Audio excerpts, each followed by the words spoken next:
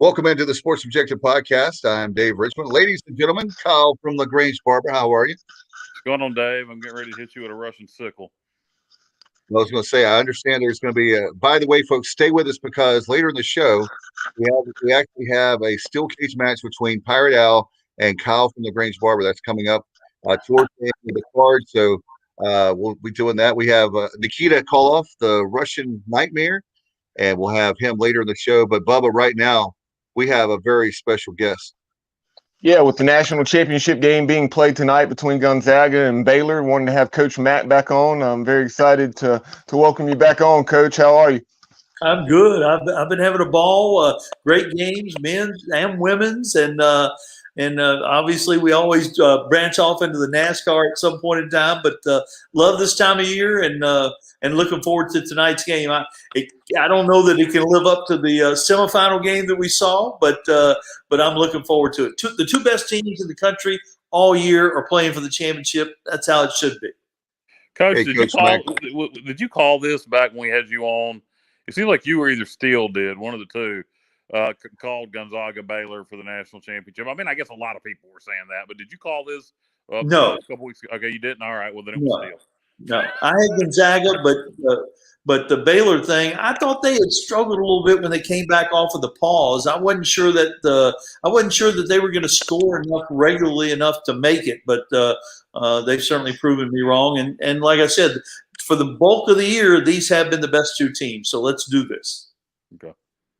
Fortunately, one of Coach Mack's Final Four teams did not happen, that being the North Carolina Tar Heels. I know you said you were kind of going out on a limb there, Coach, and we'll certainly talk about the Tar Heels more here in a few minutes as Roy Williams has obviously stepped down and Hubert Davis is the new leader there in Chapel Hill.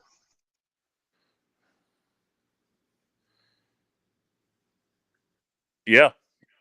Did we lose Coach there?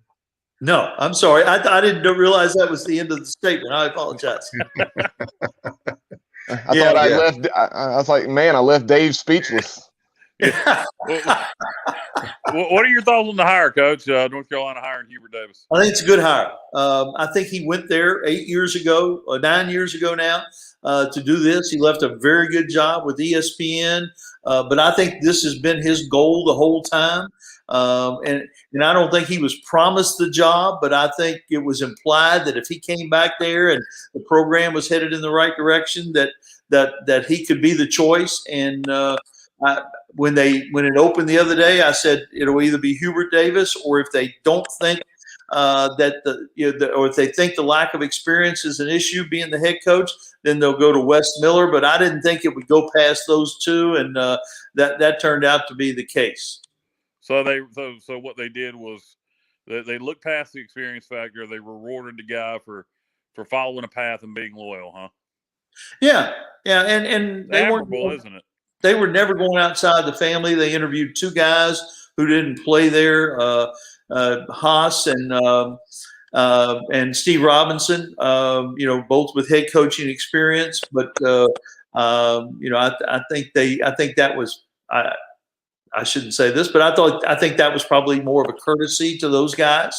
Although I'm sure they were doing their due diligence too. But I think they could have made the announcement at the press conference where Roy walked away if they had wanted to, and going ahead and giving it to Hubert. And the game has changed, guys. He is going to have to learn on the fly, but a whole lot of people are learning on the fly because the game is different with what we talked about off the air, the transfer portal and the NIL coming up. College basketball is going to be different. If you're a college basketball fan and you don't like change, you are not going to be happy the next few years. Well, here's the thing. Another thing too that comes to mind is that nothing wrong with Hubert Davis. They did a little, like Kyle said, they basically did the Bill Guthridge of 2021, where Coach Smith didn't give him any time really to hire anybody for a search in October. I guess it was late, or August or September, whatever it was. It was late in the game, so to speak, for that season. But they did the same thing. The thing about Wes Miller, though, is he's only 38 years old. He took a program at UNCG, and they're going to the tournament all the time. I mean, he does. He fits every single box. So it could be a situation. We'll see how Hubert Davis works out, but if he doesn't, then I guess that everybody would want the Carolina job, I would Coach, imagine. did you know that Dave is actually Wes Miller's agent? I didn't, but I got to tell you, I didn't know Wes Miller when he was a player. I knew of him obviously, but I've done several of their television games, gotten to watch him practice. He's a real deal now. He is really good. I like Wes Miller a lot, and the job he's done at Greensboro, which isn't one of the easier jobs in the Southern Conference, not one of the traditional quote unquote powers in the Southern Conference, and he has made it one of the top programs annually, and got to give him a lot of credit. He's done a good job, and he'll be getting another major job offer pretty soon. I feel confident. Maybe not this season, maybe not this go around, but he's going to get a job. Want to get your take on it's old news, a week old now with Jaden Gardner, but I know being a former men's basketball coach at East Carolina, you know how hard that job is. Do you think this is a situation where it'll be like, I call it free agency, where we basically reload with like 8 or 10 guys every single year, or is this just a short-term thing? Well, first of all, I hate that Jaden is leaving, because he's been such a good player, and he's been such a good citizen here. He has contributed in a lot of ways, and I hate that they weren't able to surround him with enough players for him to like what he probably will get to do now, go play in the postseason somewhere. But I think rosters are going to change, and I think one thing that Joe Dooley is built for. I'm a big fan, but I think he's built to do these kind of things. An influx of new players and putting them together and getting them to play hard. I think this is right up Coach alley. So I think the changes that are coming are something that fit Joe Dooley's skill set and may end up being a positive for East Carolina basketball. Coach, one thing I talked to the guys about, Mike Steele about, and the concerns to me about the timing of Jaden leaving is coming up on year 4 of Coach's contract next year, and without Jaden, it makes it a lot harder on Coach to post a winning season. And you were in the business for a long time. Year 4 is a big deal of a 5-year contract. What do you think? I mean, you don't know what's inside the head of John Gilbert, but what do you think Coach needs to do next year to make sure he gets that coveted extension? Yeah, the weird thing is when you look at the numbers with Joe's record and that kind of thing, and league play, and historically the numbers at ECU, it's not a real pretty picture. But I still don't get that feel. I feel like everybody here in Greenville and the ECU community kind of think we're headed in the right direction. Yeah. And I have that feeling myself. The teams, while the record doesn't show it, there's no question. You guys have seen it. They've been more competitive night in and night out than they have at ECU basketball in a long time. That being said, you still have to win, and they have given Joe more resources than any coach who's ever been here, and I'm thankful for that. I know he's thankful for that. So if you give the resources up and you've got the new practice facility going, last year obviously wasn't a year where we can measure whether there's the community support and that kind of thing, but I think it's still pretty positive right now, and every coach every year can be on the hot seat, but I still think folks believe in Joe Dooley and what he's doing, and I know I do. I really honestly do, and I would tell you if I didn't. Dave, you're on mute. Okay, thank you. I hit it twice apparently. I was going to say, Coach, he hasn't lost the locker room, and he hasn't lost the fan base that I can tell everybody that I talk to that knows Pirate basketball. There's some fans that look at the record, but they don't keep up with the program. The fans that like see the box score or they see that, and they don't understand the ins and outs of the program. They may be the ones that, say, how come your coach hasn't won or something like, or the same thing with Coach Mike Houston, which is crazy, They don't pay attention to what's going on with the insides of the program, that you got to build it from literally for basketball from scratch, and Coach Houston had to start all over again. Sure. No, I agree with that exactly. And, a couple things that are key when you're deciding about keeping coaches and that kind of thing, not particular to Joe's situation like you mentioned, but he certainly has not lost the locker room whatsoever. They play hard. Nobody can question the effort that these guys are given and the preparation that they go through. They're well coached. It's just a matter of having enough weapons out there, and each year there have been more weapons. So I still think they're trending in the right direction. Again, hate that Gardner's leaving, but that'll be another option. That'll be another availability for somebody to step up and show their talents. Coach, we need we need 3-point shooting desperately. Yeah. That's what we need. Guys, and tell me this, if you all have noticed this in the tournament, defense is so darn good. In order just to score a basket, you have to make a special play. You have to execute offensively, or you have to make a contested shot. And boy, when you go recruiting, you've got to keep that in mind. It takes a special person to score in today's game at the highest level. I think the defense in the tournament has just been incredible. Yeah, no doubt about it. You look at UCLA and the run that Mick Cronin's club had. And going into the tournament, I know David Glenn, when we had him on, he made the prediction about Syracuse. UCLA was a team. I did not have them going to the Final Four in my bracket. I think I had them maybe the Sweet 16. But they were a team I was keeping an eye on because I knew they had started the year extremely hot before struggling a bit there in conference play.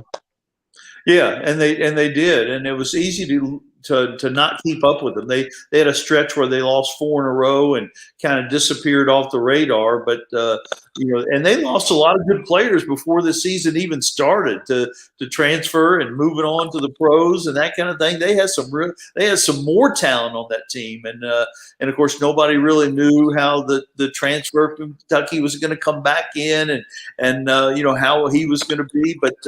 Clearly, they're something special, but I imagine more people had them losing in the first round than winning in the first round when they were going to play Michigan State in the first 4.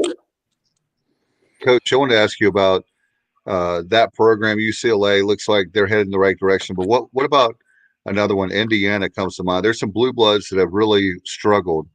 UCLA had a nice run this year, so maybe they're heading the right direction. I love their coach. What do you think about Indiana? How did they get back up to the? I hate to say Bobby Knight because that might be that's an expectation that's extremely high, but I mean that's what we're here for, right? I mean nobody's saying we're just going to be mediocre in our conference. You want the Indiana fans, I know, have high expectations, and they really should.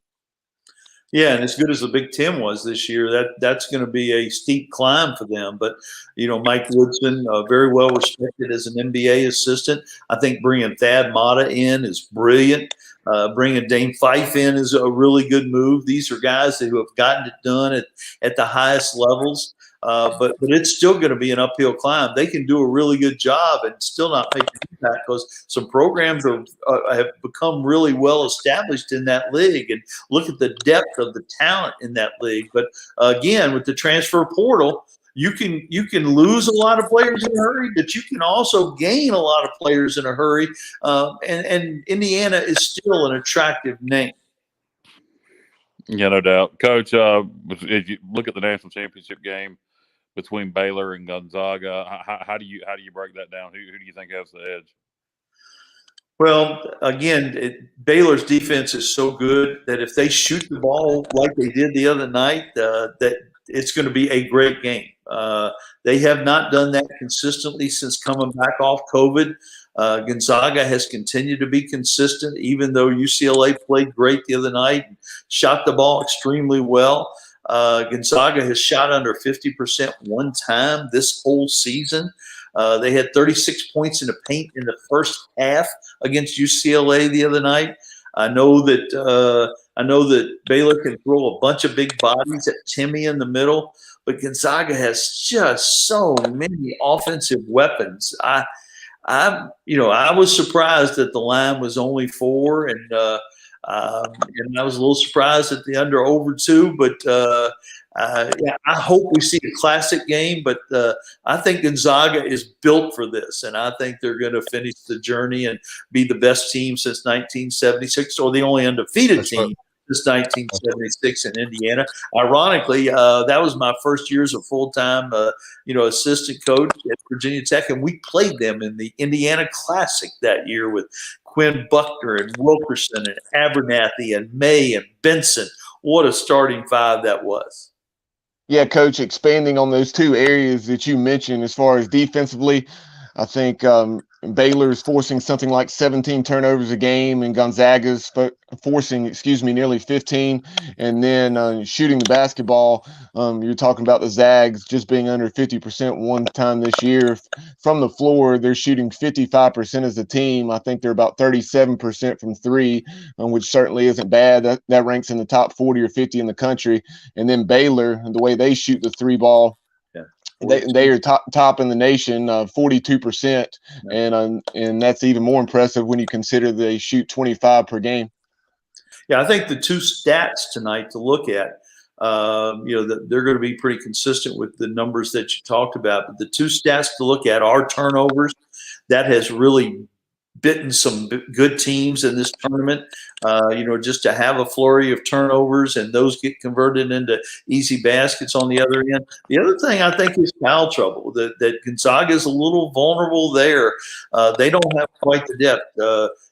Baylor really has a lot of good players coming off the bench. They have so many players, I can't name some of the players coming off the bench that can come in and contribute, especially on the defense end. They're extremely good, although they've got some folks that can knock down shots too. But if Gonzaga were to get into foul trouble, that might be something that Baylor could seize upon and pull the upset. Another area to keep an eye on is rebounding. Baylor, I think, ranks something like 280th or 90th in rebounding. So it will be interesting to see if the Zags are able to clean the glass and make some hay there. Yeah, just like turnovers, rebounding, especially offensive rebounding, it's a place where you can get those extra possessions. And I know there are some coaches that don't really believe in the correlation between rebounding and winning. I'm not one of them. I do believe in the correlation between rebounding and winning basketball games. Coach, with it's kind of like the guys are big football fans, college football fans. This kind of reminds me of, even though we had the tournament like the BCS, because these were the 2 best teams, and we're getting the 2 best teams for the national championship game. Yeah, interesting that it comes down to a couple of church schools too, a Jesuit school and a Baptist school. Who would have thought we'd have seen this, 6 months ago when we started this journey? And I am tickled. Yes, we don't mention it enough, although we have talked about it in the past on some podcasts. The fact that we got all these games in and we got to the championship game. Yeah. What a credit it is to everybody that was involved, especially somebody that they don't get too much credit at all, but the training staffs at these schools, the medical staff at these schools, everybody did a great job to get us to this point. Coach, let's talk about these 2 coaches. Mark Few, he's been at Gonzaga for a little over 2 decades now, and then you have Scott Drew at Baylor, who's been there nearly 2 decades. I think this is year 18 for him. It's so refreshing to see Mark Few, after the success he's had there in Spokane, making the tournament every single year, and having the opportunity now to play for the national title for a second time, and him being so loyal to that university. Yeah, you think about the Blue Bloods, and we've talked about the off year that they had in general, but Gonzaga is the winningest program in the country over the last 10 years. I don't know that you could win a bet saying that, but certainly what he has done in a different kind of community, and not a destination of any sort of way, what they've done with that commitment, and he takes on all comers. They've announced next year's opening game is against Duke in Las Vegas. And Coach Drew, and I don't know Coach Drew or Coach Few very well at all, but he inherited maybe a program in the worst shape of any thing in the country. A player had killed another player. They had all kind of stuff going on, and look where they are today. And they didn't just arrive on the scene. They have built this thing and built this thing and built this thing. And what an incredible journey that both of these coaches have been on. Yeah, if we were able to play the tournament last year with the season Baylor had, who knows, that they could be playing for back-to-back national titles. Yeah, no doubt. Really good point. Thank you, Bubba. I was thinking about that. Coach, with all the, when it's all said and done, are you going to go with the Zags? I'm going to put you on the spot, or the Baylor Bears? Well, I haven't gotten much right, but I have had the Zags all the way. So I'm going to go ahead and say I think they finished the deal tonight. I really do.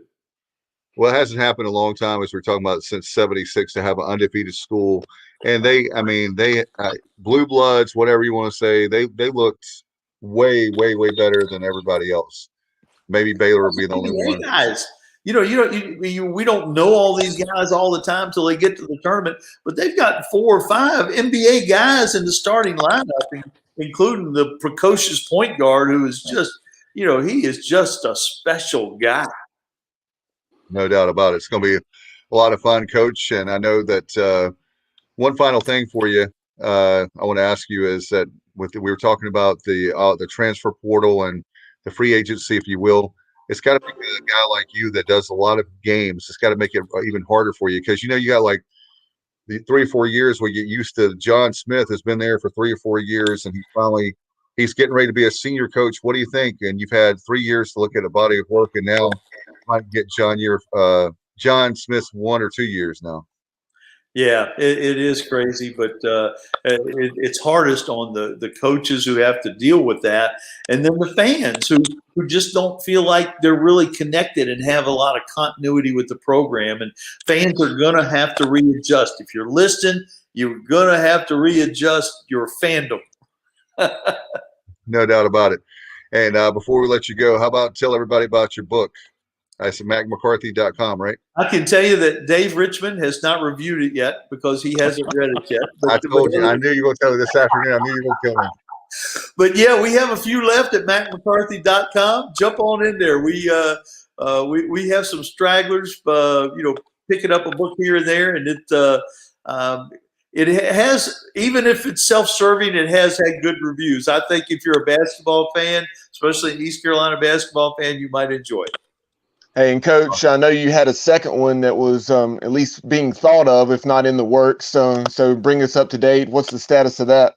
Yeah, still to be determined. I want to see if I can see how much money I can not lose on this one first. And the working title for the second one is 50 Shades of McCarthy. I like it. Can I write that down? Write it down. Go ahead. Thanks. All right, you'll be in the acknowledgments page, Kyle. Appreciate it. All right, thank you, Coach, very much. We'll see how the game turns out tonight. I'm looking forward to it at 9 o'clock on CBS. Appreciate you, my friend, and look forward to having you back on. Maybe next time we can talk some NASCAR. I can't wait. Thanks, guys. All right, thanks, Coach. Appreciate you very much. Well, here's a very special moment of the show where we give you a lot of ECU stuff, but now we have a guy that I've looked up into and admired for a long, long time. And Bubba Rosenbaum, we're going to educate you on some wrestling tonight. Sounds good. I've been waiting for this, Dave. I knew you and Kyle would get me cultured. No doubt about it. I'll tell you what, there's one thing that most people, my parents didn't know until the statute of limitations were over, but my grandfather used to let me stay up at 11:30 at night on a Saturday night to watch NWA Mid-Atlantic Wrestling back then. I fell in love with the sport. And with us right now, we have Nikita Koloff, the Russian Nightmare. How are you, Nikita? I'm wonderful, guys. Great to be with the Sports Objective. Hey, Bubba Rosenbaum, that'd be a great wrestling name right there, Bubba. I appreciate that, Nikita. Yeah, back when I played high school football, and then I went on to play small college football as well. But in high school, I guess it was maybe my junior year, one of the local television stations, they did an all-name team, and I think I was number 2. That's it. Just a quick curiosity question. Small college, who'd you play with? Who'd you play for? I finished up at Averett University in Danville, Virginia. Okay, I was just curious because I played small college myself. First JUCO, junior college, and then Morehead State University in Minnesota. Okay. And we always went NAI Division I, but we were NCAA Division II. Gotcha. Nikita, Yep. you were trying to get on in the USFL, weren't you? When you ended up getting into wrestling, correct? Yeah, I was actually training for that. My hopes. I had a couple. It was interesting. I had a couple of setbacks back in the college days. My freshman year, I would imagine your viewers, your listeners, your audience probably familiar with when Lawrence Taylor broke Joe Theismann's leg in the game, the Theismann fracture. Yep. And I predated Joe. I suffered that my freshman year, my right leg, rehabilitated, came back, played 3 more years, only to fracture my tibia, fibula, my left leg my senior year. While being scouted by the NFL, but I was determined to come back again, and then I had lined up a tryout with the USFL. And ironically, real quick, 2 guys playing for that team I would have met prior to wrestling were a guy named Lex Luger and Ron Simmons. They were both on the Tampa Bay Bandits. And lo and behold, I didn't meet him through football, but I met him through wrestling.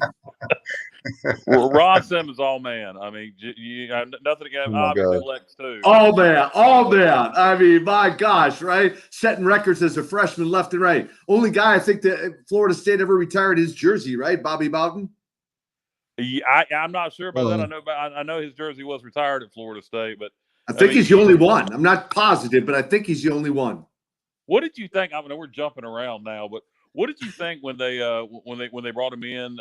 He was already in WCW, but what did you think when they put him under the hood and teamed him with Butch Reed as Doom? I loved the team, but I didn't get putting him under a hood. Yeah, that was destined for doom. I mean,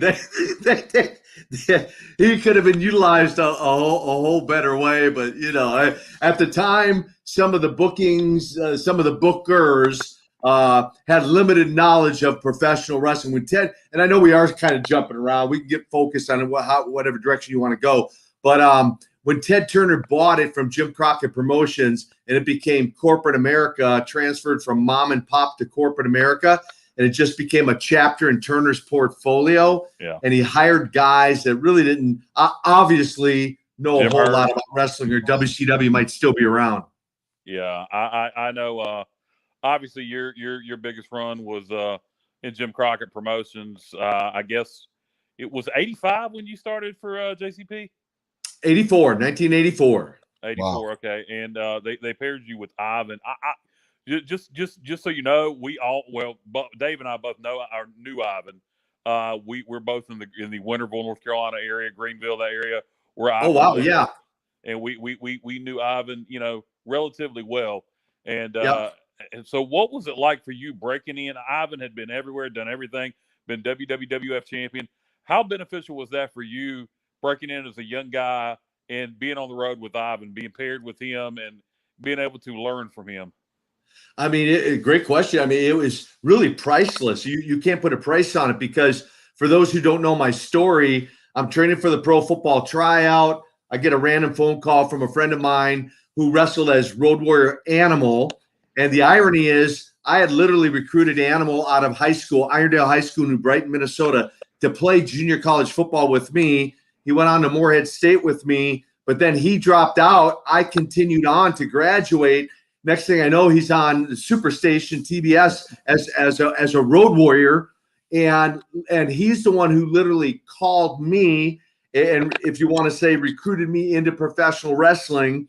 And then I got teamed up with Uncle Ivan, who, I mean, as you already noted, had a stellar career already, and I was able to help extend that career. Yes. But to glean knowledge from him was invaluable. It was priceless. Did you guys? I'm assuming you guys rode together a lot. So what was it? Obviously in the ring you learned from him, but I imagine you picked up even more just riding with him, hearing road stories, et cetera, et cetera. Yeah, because I had, when I broke in, it's a unique story, because I told Jim Crockett the day I called him, there was no cell phones in those days. There was no sending any selfies or anything.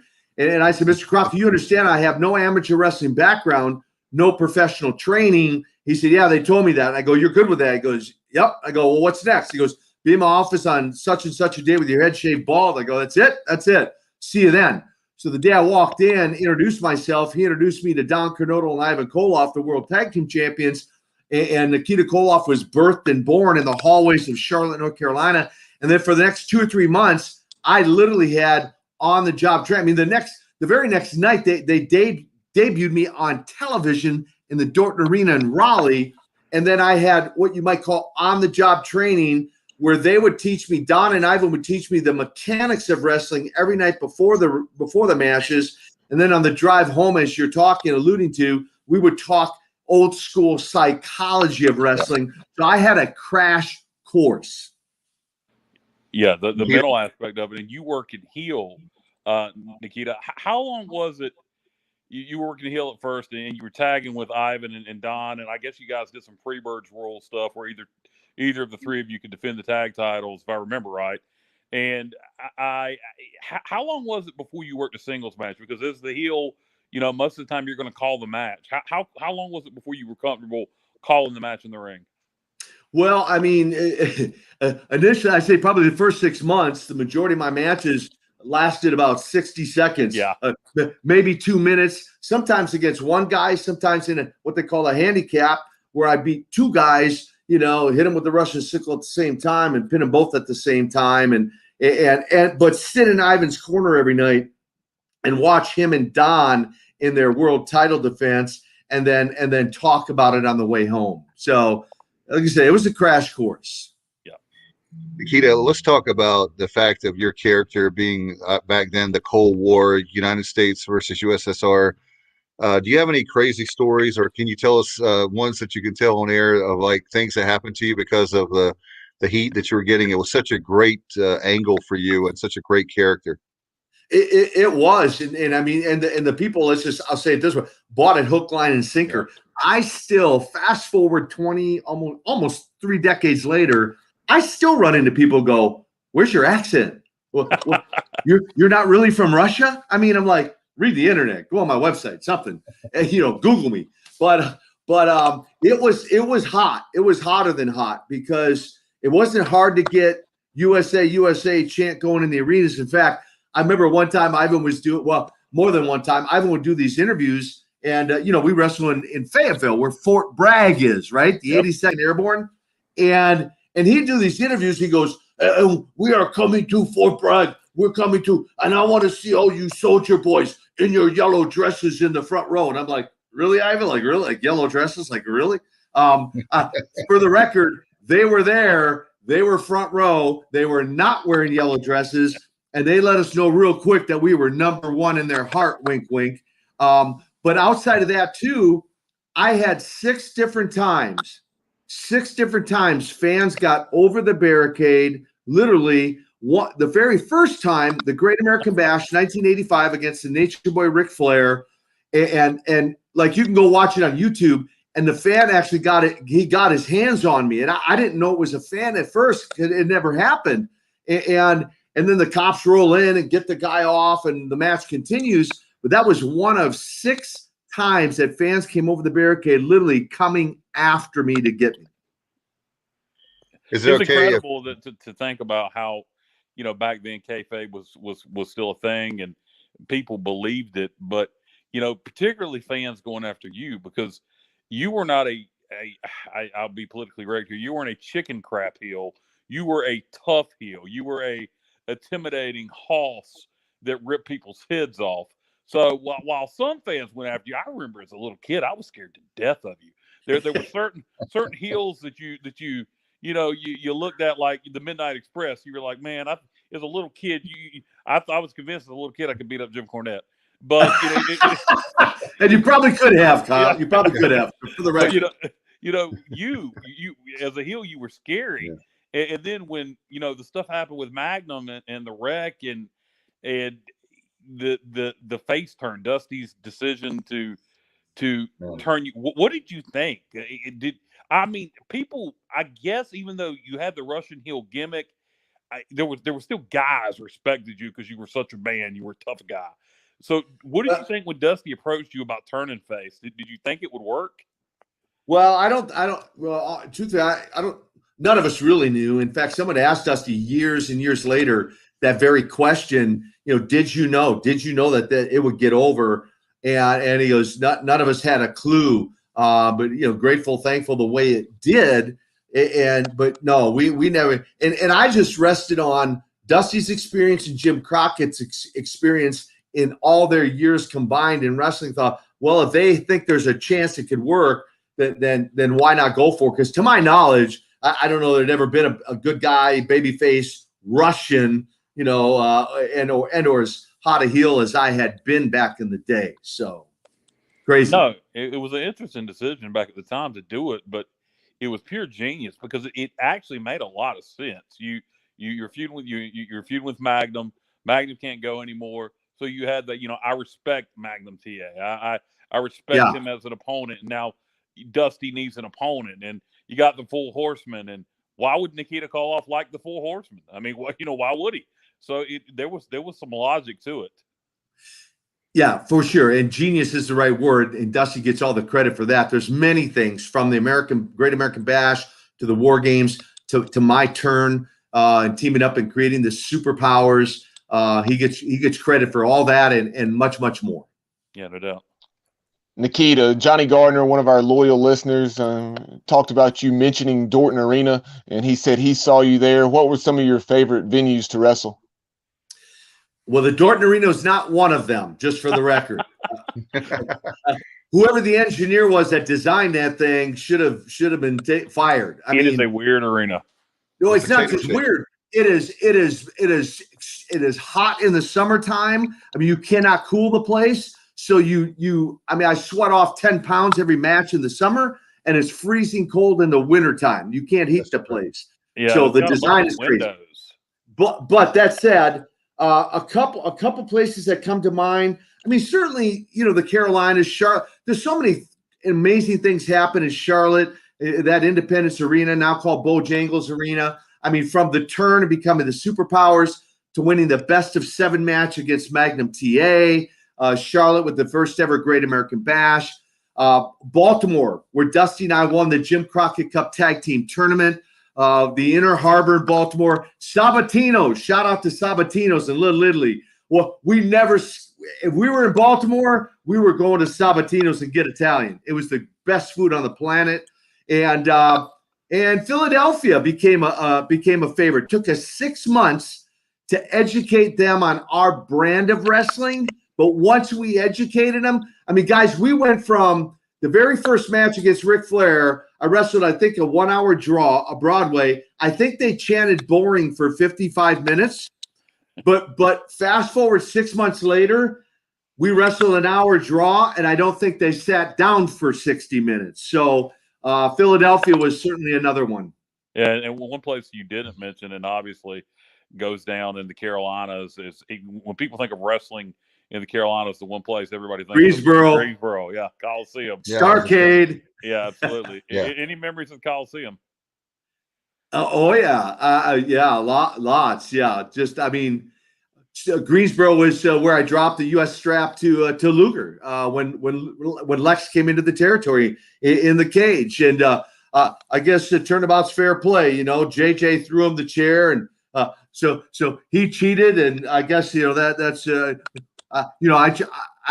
Did I cheat a few times? Well, I might have cheated a few times along the way. You mentioned Sabatino's, and that is so. It seems like anybody who wrestled for Crockett mentioned Sabatino's in Baltimore, and Flair was one of Flair's favorite places. And there was a story I heard. I can't remember who it was from. It might have been from Double A on his podcast. Yeah, about Flair taking off a Rolex, just trying to prove, how Flair was, about, how much money he had everything. And he just took a Rolex off and threw it in a Clams casino. Sabatino's. Were you there for that? Flair did a lot of crazy things, but let me tell you one other quick story on Sabatino. So I was in Baltimore about 2, maybe 3 years ago. I was doing a whole weekend of ministry there, a Saturday men's conference, and then And then they took me to a Baltimore Orioles game that night, but they said, hey, we got a surprise for you. Before we went to the Baltimore Orioles ball game, they took me to Sabatino's. I had not been there in like 25 years, and they knew I love Sabatino's. All that to say, the same owners, I mean, one, they recognized me. Two, the sons who now run it were like, infants, little, but man, they wanted pictures out front, the whole deal. And it was like deja vu. It was like going back 25 years, the special room and special treatment. It was incredible. And Nikita, we're definitely going to get into what you're doing now currently with ministry and how you're a born again Christian. Just wanted to touch on your career a little more, if you don't mind. Yeah, let's do it. You obviously had the great run. You were top heel then top babyface. Then I'm going off memory here. Was it around 88, 89, early 89 maybe? You seemed to disappear, and it seems like I heard it was because your wife had some health concerns. Yes. So what had happened is she was Mandy was 24 when she was diagnosed with cancer, Hodgkin's cancer. And she decided to go the whole, chemotherapy, radiation treatment at that point, and it went into remission. But then it came back with more of a vengeance. And when it did, that's when I went to up in what we called the Ivory Tower and informed them I'd be taking time off, basically a sabbatical to take care of her, which truthfully, they were not thrilled about that. Obviously, a main event, and they had, invested a lot of time and money in me. But, I just saw that as a priority. Hello, my wife is battling cancer. And so I stepped away, and I told him I'd be back. I said, I will be back, but this is a priority. I have to do this. And so I did step away and took care of her. And unfortunately, she passed at the age of 26. And then I took what I would call a period of mourning there, her loss. And then I would eventually step back into WCW in 1991. Yeah. And obviously tough thing, losing your wife. But before returning to WCW in 91, did you have a run? Again, I'm going off memory. Did you ever run to the AWA, kind of your neck of the woods there in Minnesota? What I did was, so we were running to compete against Vince McMahon. There were times when we would combine our talents and pool our talents in, like in the Meadowlands, for example, in New Jersey. We'd run the Meadowlands, and we might have Nick Bockwinkel defend his title and Flair defend his title, and we defend the World Tag. And I think the Road Warriors were the AWA World Tag Champions. And so we were combining forces and kind of, if you want to say, exchanging talent. And so it wasn't so much, I was never contracted to the AWA, but what I did is I would go up and do TV tapings for them, wrestle Larry Zbyszko at the time, who had the AWA World Heavyweight title, try to help boost their ratings and do a few shows for them. But that was the main thing, was just television tapings for their ratings, and then a few house shows along the way. When doing the house shows for the AWA, did you work that I know at that time seemed like they were doing their TV in Vegas, but when you did the house shows, was it their traditional area where you're from in the Minnesota area? And if so, how hard was it to do the gimmick? Did anybody know you or was trying to stooge, off the gimmick up there in the AWA territory? Well, even when we went up there as the NWA, there would be a few, but for me, so it's fun because there'd be a few people in the audience, would throw out the birth name or whatever, but I would never respond, react. I would completely ignore it. So just to try to throw them off. So I would never acknowledge it. So occasionally it did happen, but where we did most of those TV tapings was in Rochester, Minnesota. Of course, I was a Minneapolis guy, and then the suburbs of Minneapolis. So not as many in Rochester might have known me, although we did play some college football games down there, but not too often. I lived, ate, and breathed the gimmick for 3 years after I retired from wrestling, guys, with the accent, the whole deal. That's awesome. I mean, it's a shame, it's just with the internet like it is, kayfabe is unfortunately dead, but it's so cool back when you were doing it. everybody lived the gimmick. And I feel like I'm hogging the interview, and I'll ask one thing, and then kind of turn it over to let the other guys get in some questions. To me, you know, and maybe it was just a timing thing with your wife's unfortunate passing, and I know it seemed like when you came back, you had lost a few pounds, but when you at one point you were a monster, and you had that gimmick and you had that look. It is just shocking to me knowing what Vince likes that he never reached out to you. Maybe he did, and I just don't know about you. Didn't want to go there, but I could have just pictured, late '80s. I could have pictured him bringing you in as a challenger for Heel, another monster for Hogan to try to slay, and it would have worked. Nikita versus Hogan, the real American versus the Russian Nightmare. Did you ever have those conversations with Vince? You had to think about it. Well, honestly, I mean, the magazines obviously were touting the whole Hogan Koloff, WrestleMania possibility, and looking back, I mean, there's no doubt in my mind, like you're saying, that it would have drew money. We might have, who knows, we might have set records, like him and Andre did in the Pontiac Dome in Detroit. It's all speculation, right? But certainly I feel confident to say we would have probably drew big money. I don't know what would have become of my character after I was fed to Hogan. And that's the way I'm going to say it. Because that's essentially what they were doing. They were feeding heels to Hogan. And some of them went on to continue to have pretty decent careers, and others ended up middle of the card, so who knows? I don't know. As far as me entertaining the idea, truthfully, Jim Crockett gave me my break. I like to say even to this day, I'm NWA for life and been loyal. Anyone who knows me knows I'm kind of loyal to a fault almost. Right. And so, I was loyal to Jim Crockett. I realized I could have went up there, probably made, who knows, again, speculation, but 10 times the money I made in the NWA. But it wasn't all about the money for me. And as far as having any conversations with him, you mentioned Las Vegas. I met him one time in Vegas in the gym when we were going head-to-head shows. This is before the Monday Night Wars. We were going head-to-head. Cordial greeting, exchange of words. That was the only conversation. And I like to say if they ever reached out to me after that, then I must have missed the voicemail. Back in the days, you had the old voice recorder, right? I must have missed the message. Yeah, and I said a lot. I said I was going to shut up after this. I turned over to those guys. But you mentioned the Monday Night Wars. You got injured against Vader early '90s. That's kind of when you hung it up. I don't know how you were physically, but did you get the itch during the Monday Night Wars to return to WCW, particularly when, I don't know, if you could have returned during that Goldberg run, how fun would that have been?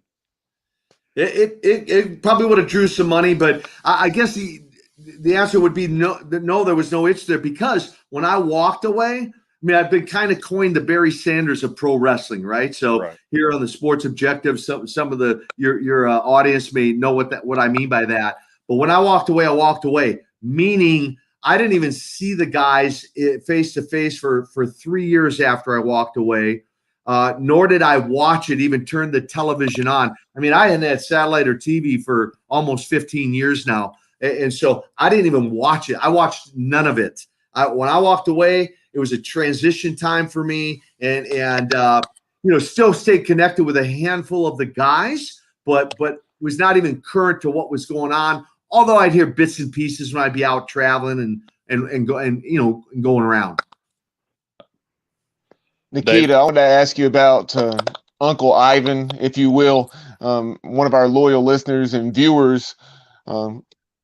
As we had Dave drop out for a moment, I know, guys, he was battling some connectivity issues, so hopefully he'll be back with us momentarily. But Nikita, back to Ivan. Ivan actually married Alan Powell and his wife Darlene here several years ago. So just give us a glimpse behind the scenes, talk about Ivan and the type of man he was, and then I have another follow-up question for you. Ivan is an amazing story, and obviously, for those who are avid wrestling fans, they know he beat the legendary Bruno Sammartino in Madison Square Garden. And you want to talk about heat. They almost had a riot that night. In fact, they couldn't even give him the belt in the ring. They had to wait to present the belt to him in the hallway, in the hallways in back. for his own safety. And then, of course, he went on from there, and him and I had a great run together, and he extended his career. And then, people ask, well, is he really your uncle? And I go, well, he was as much an uncle to me as any uncle I ever had. And we went on to become really the best of friends, even post, post career, all the way up to the time of his passing, when his wife, Renee, asked if I would speak at a very small, discreet graveside gathering. She wanted very small, and so that was an incredible honor. And I'd be remiss if I didn't tell this part that, and I know we'll probably get into a little bit more of this, but I had invited him in 1995, knowing his previous life and lifestyle, which is no secret. I mean, if you pick up a copy of his book, you'll read about it, or he used to talk about it, and that was his alcohol, drug addiction, tobacco addiction, all kinds of addictions that he had.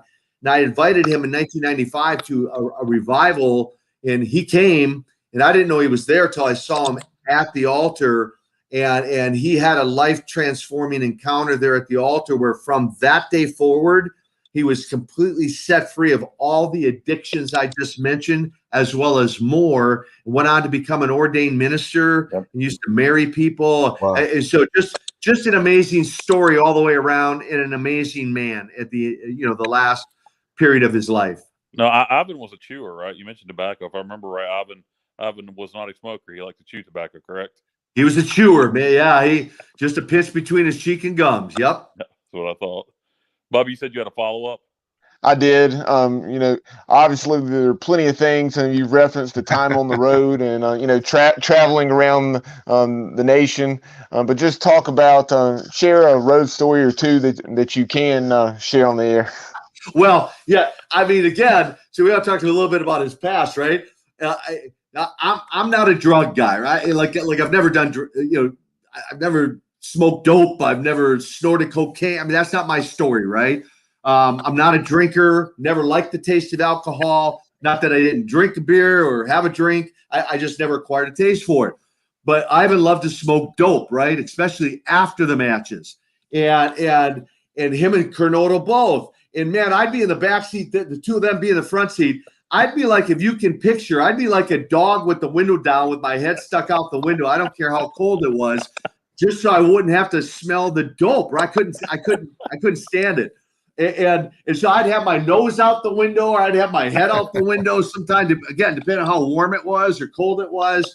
And there was one time we were coming, it was just him and I, and we were coming down from the matches up in West Virginia, and we were and the fog, and it said like fog area, right? And it was late at night. You couldn't even see the dashes on the road. I mean, and he's driving.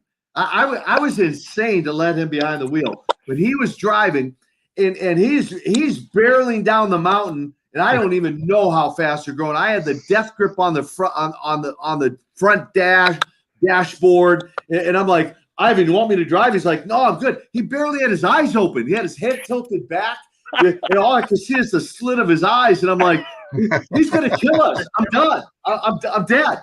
I'm dead. Thankfully, I guess God's angels were watching over us, because we got home, and I don't think I ever let him get behind the wheel in that condition ever again. And y'all are singing John Denver, Country Roads, Take Me Home. Yeah, I was like, well, yeah, I wasn't even a praying man, but I was praying that night. Nikita, you mentioned that Ivan and Don Canoodle liking to smoke marijuana. Now, you being the young guy in the back seat, you didn't smoke, but did they make you roll the joints for them? Nope, I wouldn't even touch the stuff. That's the irony, man. Like back in high school, even back to junior high. I mean, I was raised. The irony is I was raised to just hate that, just hate it. And here I get stuck with two guys who loved it. And yeah, it was a challenge for me, but I lived up to the challenge. You took one for the team, didn't you, Nikita? I took one for the team. Yes, coach. Nikita, you post wrestling. You find God. Well, just start there. Tell your story about how you became a born again Christian and found God and decided to get into ministry. Yeah, I mean the elevator version of that. Of course, obviously, if people want to know more of the story, we can. It's in book form. It's on my, some of it's on my website, but the Reader's Digest version of that is, I have this meteoric career, if you will, in wrestling and travel all over the world. Went to places I never dreamed in a million years. Like many things in my life, there's stuff I've done, that I'm like, in a million years, I never dreamed I would be doing that or would have done that. But opportunities presented themselves, like the wrestling. And so I have this career in wrestling. I walk away under my own terms. You mentioned, getting injured with Vader. That was not career ending, for the record. Some have asked me about that. I did get injured, 2 injuries. Injured my neck. He injured my neck that night. He had a reputation of being reckless, big fan Vader. And then, he was a legit 450, 500 pounds. And I didn't know till the next day I had a hernia. So I had hernia surgery, rehabilitating my neck. And it was at that point over Thanksgiving, Christmas holiday that I'm like, I'm done. And I'd actually set a goal of walking away by the time I was 35. And so I was 33, just getting ready to turn 34 when I made that decision to bronze the boots and walk away in the prime of my career, right? And looking back, without question, and according to Lex Luger, I walked away from millions and millions of dollars, but no regrets. So go back to 1993. Now I've left wrestling. I'm looking at my life, and I'm wondering, what's the future hold for Nikita Koloff? I had met a Christian couple through business, other business ventures. I didn't grow up in church. Just like if your audience hasn't figured it out, I'm not really from Russia, just in case you're still wondering, right? So I didn't grow up in Russia. I didn't grow up in church. But I was on this quest, if you will, of searching for what was next for Nikita Koloff. And I like to say, I say this in one of my books, Wrestling with Success. I was successful, but I was unfulfilled. Even though I climbed the pinnacle of success, became a world champion multiple times, I was unfulfilled.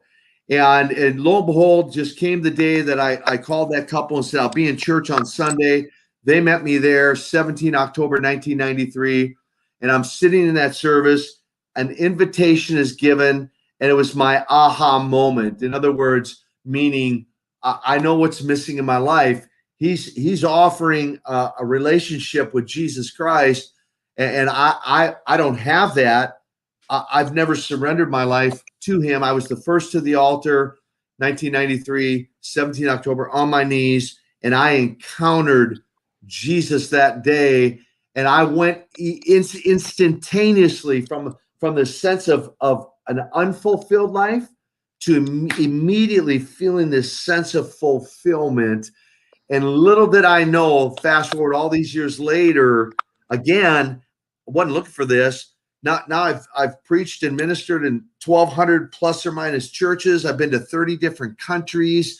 I have a podcast called Man Up Podcast. It centers around Christian values, and it's just been a surreal journey for me. That's the shorter version of it. And Nikita, you mentioned going to different churches and speaking. How has that been during this COVID time? Is that something you've still been doing, less of it? How has that been during this weird time where people haven't been going to church until recently? Yeah, that part's been interesting too, because from March of 2020, I felt like the Lord gave me a vision for 2020, really for the decade of the 20s. And where he said, if you go back 100 years, it was the roaring 20s, right? And I feel like he said, no, you're not gonna roar in this decade. You're gonna soar. I mean, you're just gonna soar, and you're gonna do things you never dreamed of. I'm like, all right. And then boom, that hits in March of 2020, and for about a 4.5 month window, everything from autograph signings, like legend signings to to camps and conferences and things that I would normally or typically be doing all went away, right? I mean, so, but in turn, what happened from that is I wrote about 7 or 8 new chapters for my last book, my life story, Nikita, A Tale of the Ring and Redemption. And the radio show and the podcast was birthed out of that time. But then in about August of 2020, doors began opening in churches, and my schedule began to fill up for the remainder of that year and even the first quarter of this year, all the way now into November. Man, I've got conferences and camps and speaking engagements, motivational, inspirational, legends to autograph signings, virtual signings. It's unreal. Yeah, I mean, it's unbelievable. My calendar is slam full. And if people want to get your books, you mentioned 2 books, and if they want to book you, for lack of a better term, for a church speaking engagement or find out about your podcast, where can they go? They just go Koloff.net, Koloff, KOLOFF.net. There's actually a link to the podcast. There's a link to my shirt I'm wearing here is called, it says Man Camp. That's another story in itself. Lex Luger and I co-facilitate this camp called Man Camp. We'll do one in just 2 weeks. We'll have, I think, about 36 guys from 10 different states who are flying in and driving in. And we're just going to spend 5 days, and we're just going to deep dive into the Word of God and just go after the heart of God. Lex is an amazing story in his own right. 2006, after his last jail time, April 23rd, 2006, found himself on his knees with his jail chaplain, surrendering his life to the Lord. I began to disciple him. We began to do ministry together the last 14, 15 years. And now we do these camps together called Man Camp. And there's a link on Koloff.net for the camp, for the podcast, and then a store where they can purchase the books. How is Lex doing physically? I know saw him in some pictures, and did something happen with him on an airplane? Or I don't remember the story. Yeah, in fact, your audience go on YouTube and YouTube 700 Club Lex Luger, and you'll hear a short version of his story. And I don't know that the doctors ever fully diagnosed what totally happened. But long and short of it is, on a flight to San Francisco for an autograph signing, essentially his body short-circuited, his nervous system left him paralyzed from the neck down. He was supposed to be that way the rest of his life, lifted out of a bed, fed, bathed, shaved, the whole deal. And he's a miracle, really. He's honestly a miracle. He walked out of the Shepherd Spinal Center under his own power, which like 0.001% ever do. He's truly a miracle. And he has never fully recovered, and he lost about 100 pounds of that muscle mass you'd see back in the day.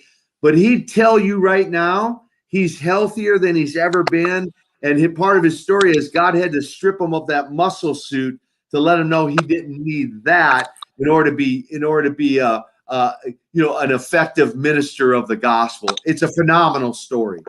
No doubt. Dave, did you have anything for Nikita? Come on, Dave. I think we might have some lag on Dave's end. Yeah, I think we have some lag on Dave's end, Nikita. Bummer. All right. So Koloff.com is where everybody can go. Koloff.net. Koloff.net. Do not go to Koloff.com. Koloff.net. There's Dave. There's Dave. Dave, are you with us? Dave's not. Just yeah, I don't know what's going on with my internet tonight. Perfect. We have Nikita Koloff. Well, Dave, if you hey, Kyle, you seen that commercial? I'm trying to remember what the commercial is for. I'm guessing maybe internet, but remember that commercial that's on the air a lot now, and talking about you finally have the chance to meet your hero, your idol, and then your internet screws up. Well, that just means you guys will have to have me back again sometime. That's all that means. Absolutely. So Koloff.net is where everybody can go to find out about your ministry work. If they want to book you for their church. Come on, Dave. Throw a question out there, Dave. Did you say that about 30 seconds ago? All right. Bubba, pick up the slack. Bubba, come on. Pick up the slack, Bubba. Kyle obviously can't because Kyle's struggling to compose himself at the moment. But no, Nikita, we really appreciate your time this evening. You've been very generous, and like you just mentioned, we look forward to having you back on down the road. Hey, it was. I appreciate your guys' flexibility. It was great. I just drove in literally I was visiting with my grandchildren, my children from several of them live in Nashville, Tennessee, and then one I say suffering for Jesus over in Maui, Hawaii. But wow. I hit the most traffic I think I've ever hit in all my years of travel, and I was rerouted I think 3 different times to get home. But I'm glad it all worked out. It's great to be on the Sports Objective. It's wonderful to be with you guys. Thank you for the opportunity. Thank you, Nikita. It was great talking to you, and I'm not scared of you anymore. Hey, well, I'm grateful for that. You're one of many that has said that to me over and over. You scared me to death as a kid. I'm like, I'm so sorry. I don't want to scare you now. So hey, anyway. That was your job. Just go it. I'm coming for you, Kyle. I'm coming for you. Absolutely. Appreciate it, Nikita. Take care. All right. Thanks, guys. God bless everyone. Have a great night. Thanks so much. Thank you. And as I was saying, go to Koloff.net if you want to book him for your church, buy some merchandise, get his books, or listen to his podcast. Well, Kyle, it's just you and I as Dave continues to battle his connectivity issues. A couple more things before we go ahead and wrap this up. We're already a little over an hour, and we generally like to keep it to around an hour or less for our listeners' sake. But taking a look at things, Kyle, Major League Baseball. Today, out in Texas, in Arlington specifically, at the new ballpark there for the Texas Rangers, they were 100% capacity, and I think they had a little over 38,000 to be exact. Yeah, I don't know what the Rockies did the other day, but it looked pretty damn near full there. If they weren't 100%, they must have been 75%, or they had it sold out 50%.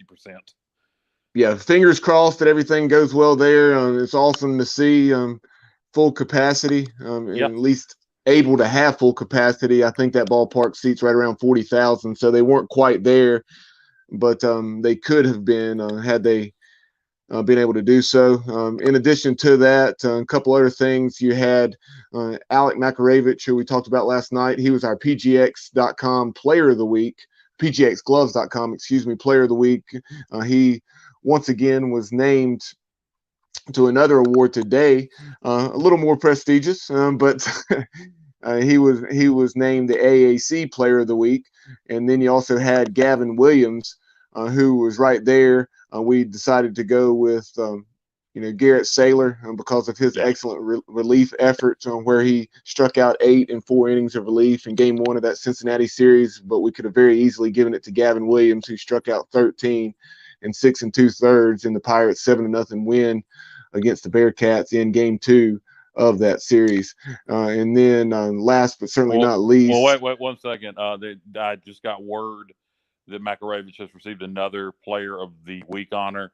He was shirtless Player of the Week. So congratulations to Makaravich for that. Well played, Kyle. Well played. And then in addition to that, Dave is here rejoining us. One moment. He added himself back in, so now I accidentally removed him. All right. Now Senior Richmond is with us. Welcome back to the program, Dave. I was just about to transition to Sam Darnold. The Panthers traded for Sam Darnold. A lot have been speculated as far as what direction the Carolina Panthers would go. If if Teddy Bridgewater would be the quarterback in 2021, and it looks like Sam Darnold will be a Carolina Panther. He is a Carolina Panther, and the Carolina Panthers gave up 3 draft picks, one this year in the 6th round, and in 2nd and 4th round draft picks in 2022 to acquire Sam Darnold from the New York Jets. Yeah, big news for the Panthers. Got their quarterback, and we'll see where that goes.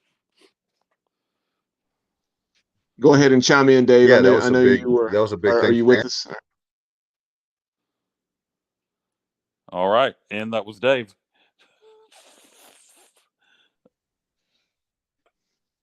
Well, Kyle, we appreciate Dave's effort to rejoin the show, but we'll go ahead and wrap this up. And as Dave likes to say, I'll use his phrase, put this podcast to bed. Pirate football has been on pause. Hopefully they'll be able to resume action this week, and we'll have some more Pirate football to talk about later on this week. But for Kyle Barber and Dave Richmond, I'm Bubba Rosenbaum, and you've been watching and listening to the Sports Objective Podcast. Have a great week, everyone.